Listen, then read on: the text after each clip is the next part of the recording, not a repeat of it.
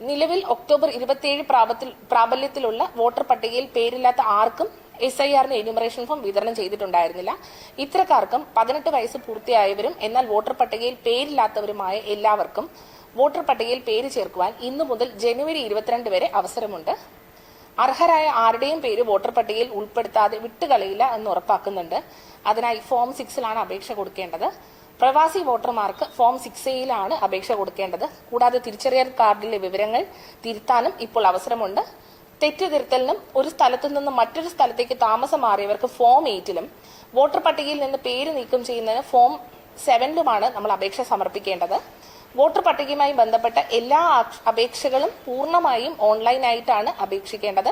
ഇതിനായി voter help line app വഴിയോ voter service portal വഴിയോ അപേക്ഷകർക്ക് സ്വയമായും BLOമാരുടെ സഹായത്തോടെ BLO ആപ്പ് വഴിയായും അപേക്ഷകൾ സമർപ്പിക്കാവുന്നതാണ്. കൂടാതെ എല്ലാ EROമാരുടെ